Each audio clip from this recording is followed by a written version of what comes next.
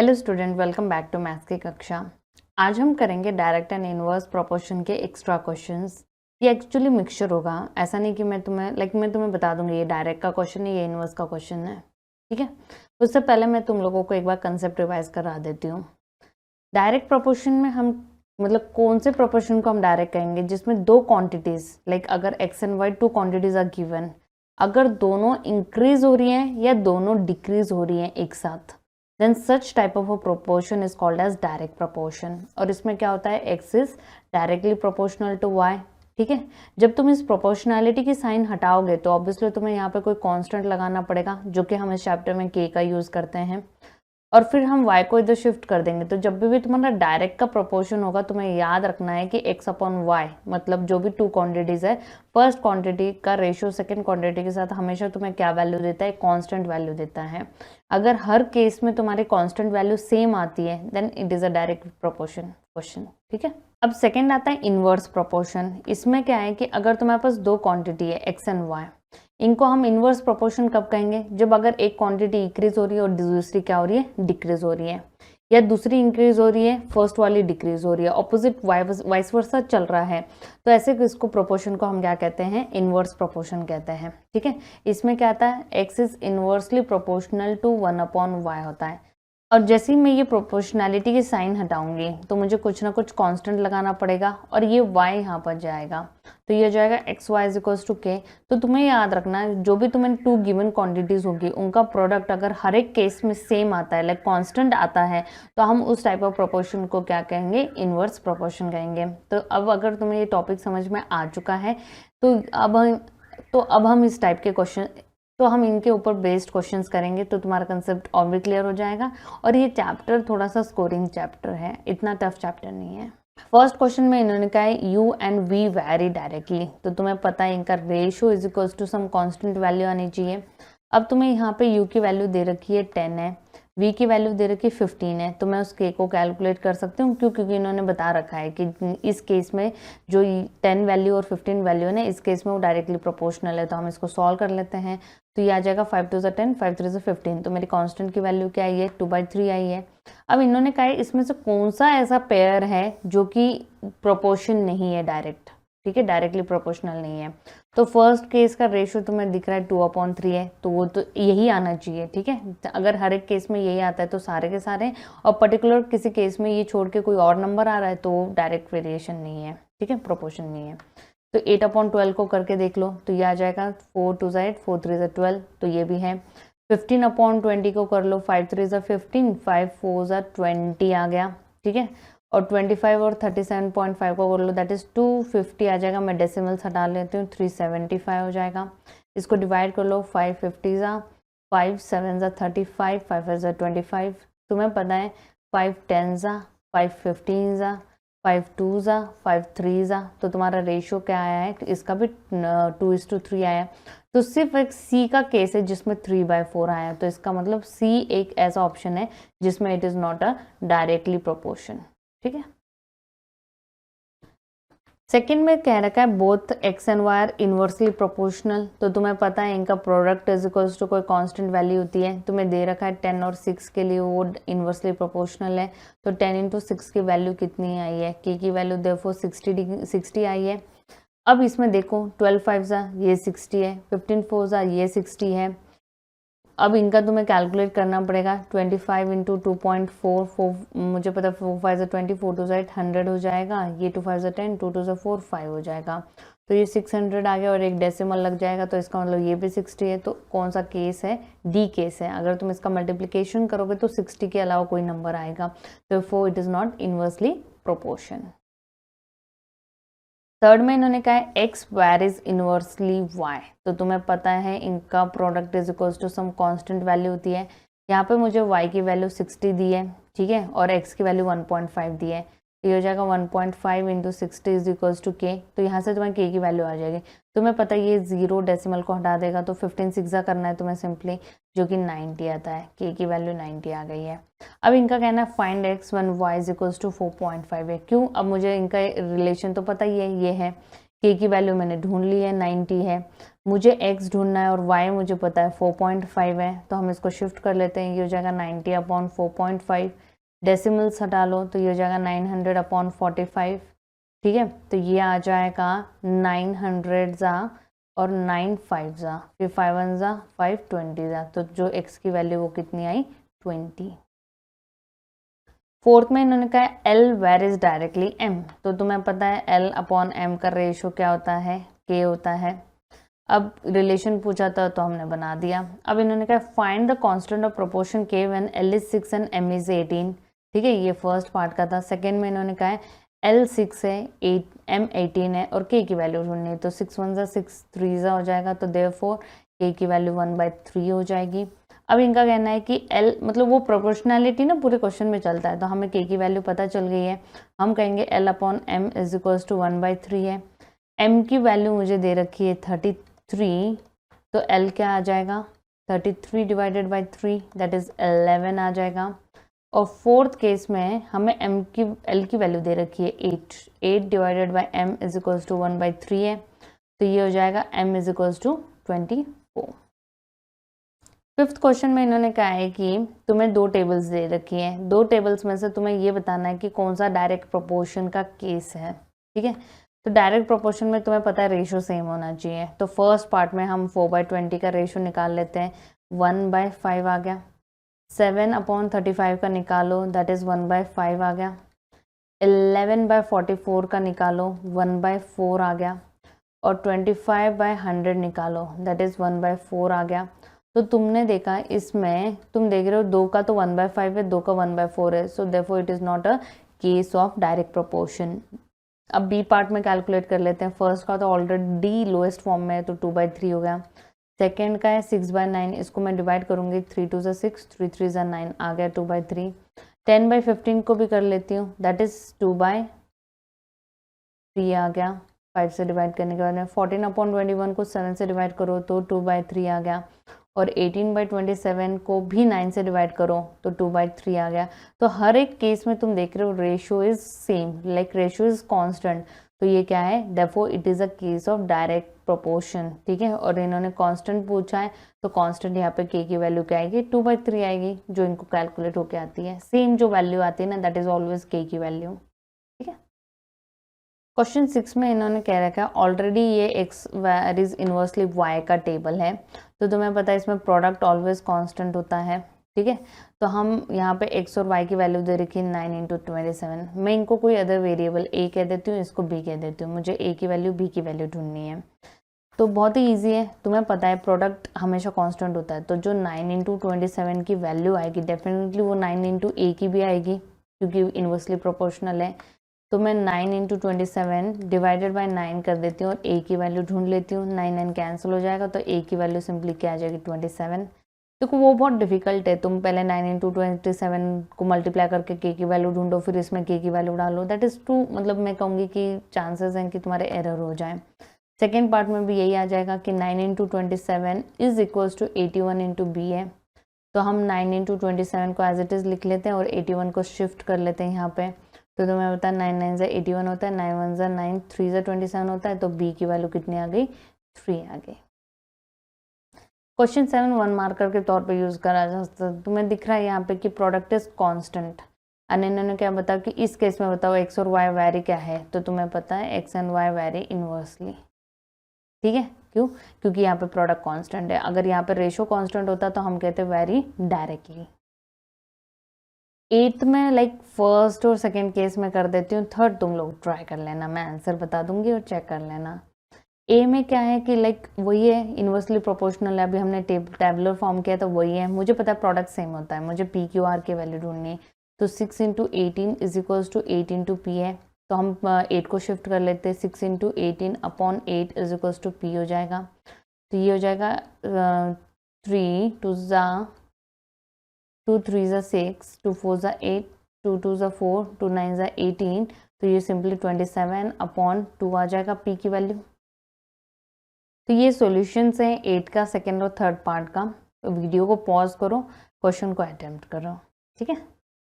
अब क्वेश्चन 9 में देखो, ये आ गए हैं वर्ड प्रॉब्लम। यहाँ पे पहला स्टेप होता है कि तुम्हें आइडेंटिफाई करना है ये तुम्हारा डायरेक्ट केस है या इनवर्सली प्रोपोर्शन का केस है। यहाँ पे तुम देख सकते हो कि इनका कहना है कि पहले 300 पर्सन्स के लिए 42 डेज खाना चल सकता था या फ्लोर चल सकता था। अब इनका कहना है 20 और ऐड हो गए, तो खाना कम होगा या खाना बढ़ेगा? तो लोग बढ़ते ही तुम्हें पता है कि फ्लोर भी क्या हो जाएगा, डिक्रीज होगा। तो हम कहेंगे therefore it is case of inverse proportion. ठीक है, टेबल बनाया करो जिससे क्या होता है पेपर अट्रैक्टिव लगे। ठीक है, अब यहाँ पे हम कहेंगे number of person and number of days. जब 300 पर्सन थे तो फ्लोर 42 डेज चल रहा था। अब इनका कहना है कि 20 मोर पर्सन ज्वाइंस। अब 20 मोर है तो यहाँ पे 320 हो जाएगा और हमें नंबर ऑफ डेज ढूंढना है। तो तुम्हें जैसे पता है कि it is a case of inverse proportion, तो ये मल्टीप्लाई हो जाएंगे। हम कहेंगे 300 into 42 is equals to 320 into x. मुझे एक्स की वैल्यू ढूंढनी है तो मैं 320 को शिफ्ट कर लेती हूँ। ये हो जाएगा 300 into 42 divided by 320 is equals to x.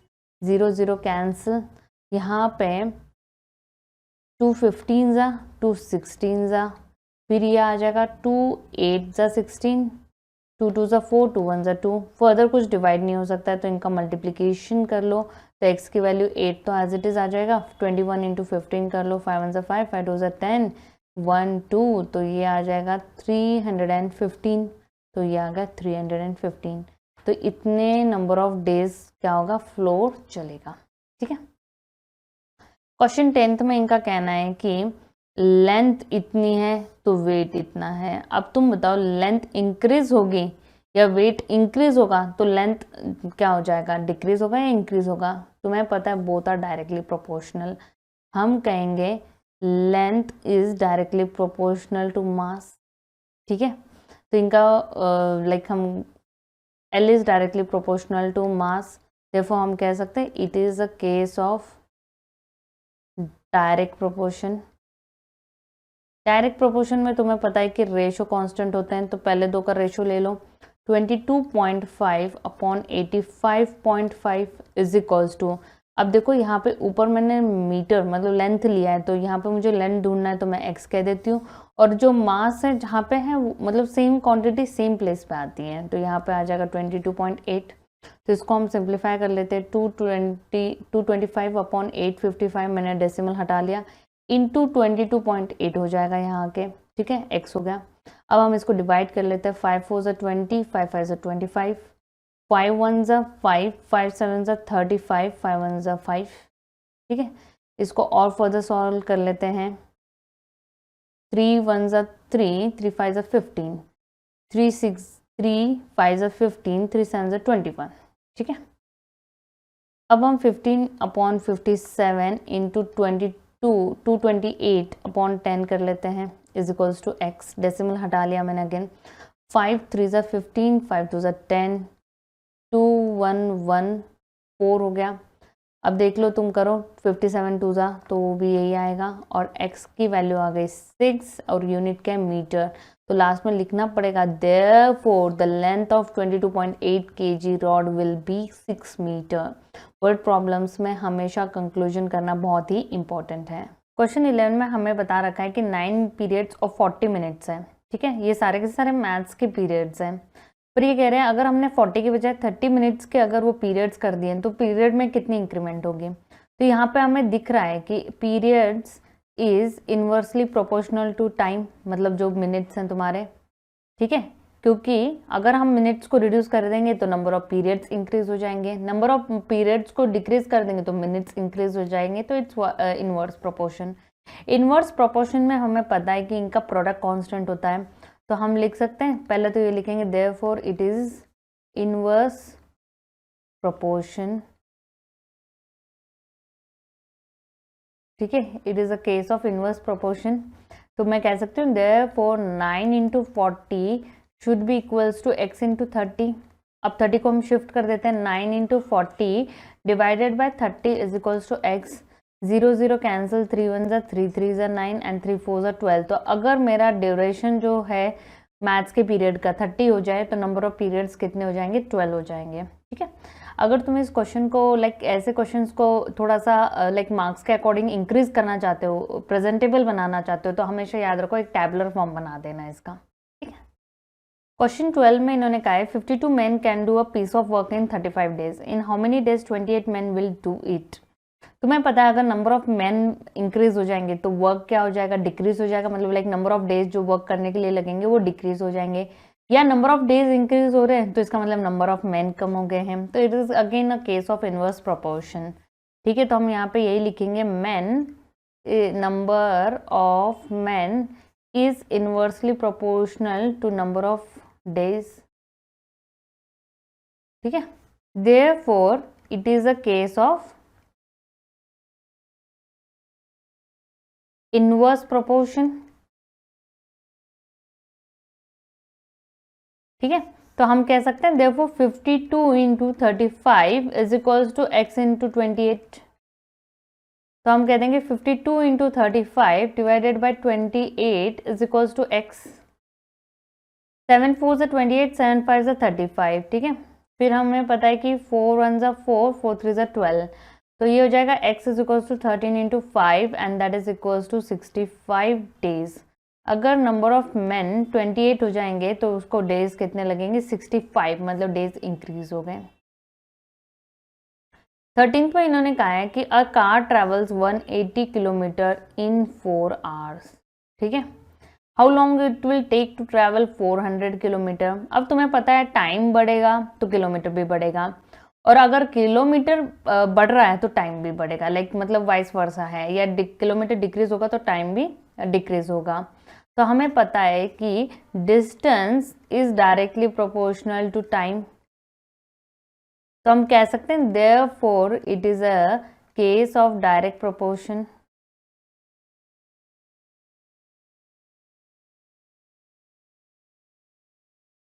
Therefore 180 divided by 4 is equals to, distance ऊपर है, ठीक है, टाइम नीचे आ जाएगा x, तो हम इसको क्रॉस मल्टीप्लीकेशन कर सकते हैं। 180 into x is equals to 400 into 4, तो x is equals to 400 into 4 divided by 180, 0 0 cancel, 2 2 ज़ा 4, 2 9 ज़ा 18,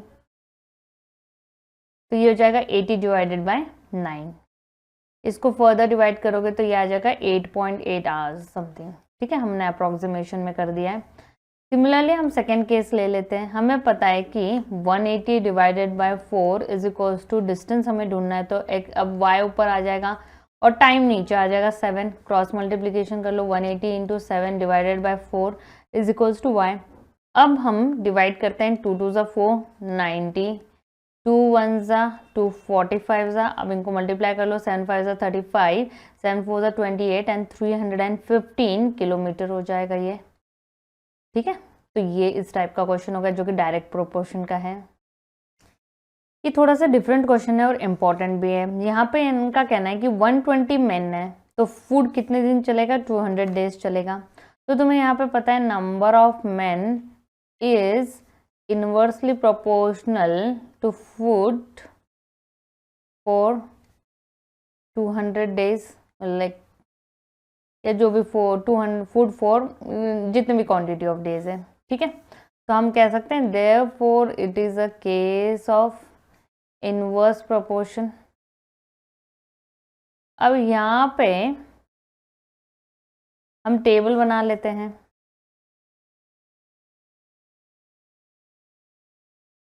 यहाँ पे हम लिख लेते हैं मेन और यहाँ पे हम लिख लेते हैं डेज। जब मेन 120 थे तो कितने डेज खाना चल रहा था, 200। फिर इनका कहना after 5 days men 30 men dies, तो यहाँ पे 90 आ जाएगा। मुझे एक्स ढूंढना है, पर तुम्हें याद रखना पड़ेगा अब 120 तो 125 डेज, मतलब यहाँ पे हमें इसमें से इसको माइनस करना पड़ेगा क्योंकि 5 डेज का तो खाना यूटिलाइज हो चुका है और जो रिमेनिंग है उसमें तुम्हें 90 पीपल के लिए कितने दिन लगेंगे वो कैलकुलेट करना है। तो हम ऐसे कर सकते हैं 120 इंटू 200 माइनस जो सेकेंड कॉलम है ना हमेशा 2 कॉलम्स होते हैं, तो जो सेकेंड कॉलम है वो हमेशा सब्ट्रैक्ट होगा, that is 1 into 120 into 5 is equals to 90 into x.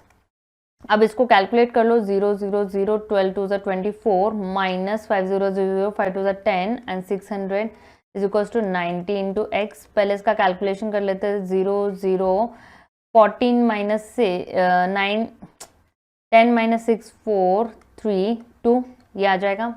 अब हम इस 90 से भी डिवाइड कर लेते हैं, is equals to x, 0 0 cancel हो जाएगा and therefore x is equals to 9 2 18, ठीक है, 54 9 6 54 एंड 0।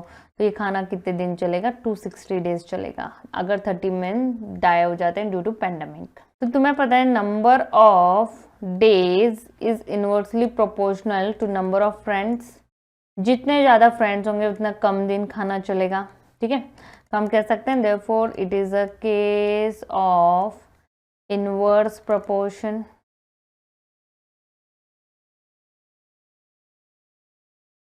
एंड हम लिख सकते हैं 3 into 30 is equals to x into 18। अब हम 18 को यहाँ ले आते हैं नीचे, इज इक्वल्स टू एक्स, ये हो जाएगा 3 1 जा 3 6 जा 6 1 जा 5 जा। तो इसका मतलब टोटल मेंबर्स कितने थे? 5, पर ऑलरेडी 3 तो है, तो हमें लिखना है new members, therefore new members is equals to 5 minus 3 is equals to 2, मतलब 2 मोर फ्रेंड्स ने ज्वाइन करा, तो उनका खाना जो 30 डेज चल सकता था वो कितने दिन चल रहा है? 18 डेज। 16th में इन्होंने कहा है current cycles at a speed, ठीक है, किलोमीटर पर आवर दिया है और टाइम मिनट्स में दिया है। यहाँ पे याद रखना पड़ेगा, टाइम को कन्वर्ट करना पड़ेगा क्योंकि ऑलमोस्ट क्वांटिटी सेम होनी चाहिए, चाहे मल्टीप्लिकेशन हो रही हो और चाहे वो रेशो ले रहे हो। अब तुम्हें पता है speed is inversely proportional to time, तो हम कह सकते हैं therefore it is a case of inverse proportion. हम लिख सकते हैं देयरफॉर 40 इंटू 12, अब मेरे को कन्वर्ट करना पड़ेगा, इंटू 1/60 करना पड़ेगा, is equals to 30 into x. तो इसको सॉल्व कर लेते हैं, 12 1 जा 12 5 जा 5 1 जा 8 जा and then therefore x is equals to 8/30 आ जाएगा। और हमें टाइम अगेन लाइक ये जो भी टाइम है आवर्स में, तो मुझे तो इंटू 60 लाइक मिनट्स में कन्वर्ट करना है, तो हम 31 जा 32 जा कर देंगे and it will be 16 minutes. अगर 40 की स्पीड से जाएगा तो उसको 12 मिनट्स लगेंगे, 30 की स्पीड से जाएगा तो उसको 16 मिनट लगेंगे स्कूल पहुंचने के लिए, ठीक है। इससे पहले तुम यहाँ पे लिख सकते हैं x is equals to 8/30 that is equals to 4/15 hour, ठीक है, एंड देन मैंने यहाँ पे मिनट में कन्वर्ट किया है। 17 में इन्होंने कहा car can reach a certain place in 12 hours at the speed of 60 kilometre per our, how much should be the increase so that the time इतना हो जाएगा। हमें टाइम दे रखा है, स्पीड दे रखा है। अभी हमने पढ़ा था कि speed is inversely proportional to time, therefore it is a case of inverse proportion, ठीक है, and therefore 12 into 60 is equals to 10 into x। तो ये हो जाएगा 12 into 60 divided by 10 is equals to x, 0 0 cancel, x is equals to 72 kilometre per hour आ जाएगा। इन्होंने पूछा how much should the speed be increased, question पे ध्यान रखना है। Therefore increased speed is equals to 72 minus 60 that is 12 kilometre per hour, ठीक है। तो ये थे तुम्हारे डायरेक्ट एंड इनवर्स प्रोपोर्शन के एक्स्ट्रा क्वेश्चंस, ठीक है। तो मोस्टली देखो कुछ ज़्यादा मैं कहूँगी वेरिएशन नहीं, बस थोड़ा सा हल्का कुछ क्वेश्चंस में वेरिएशन था। इनको प्रैक्टिस करो, डेफिनेटली टेलीग्राम चैनल पे ज्वाइन करो, जिससे वहाँ पे मैं तुम लोगों को प्रैक्टिस क्वेश्चंस, कोई फॉर्मूला की शीट है, चाहे यही PDF हो गया, कुछ ना कुछ मैं वहाँ पे प्रोवाइड करती रहूँगी, जिससे तुम लोगों को थोड़ा हेल्प हो जाए अपने मैथ्स को इम्प्रूव करने के लिए, ठीक है। तो डेफिनेटली चैनल को सब्सक्राइब करो, लाइक करो, शेयर करो एंड थैंक यू।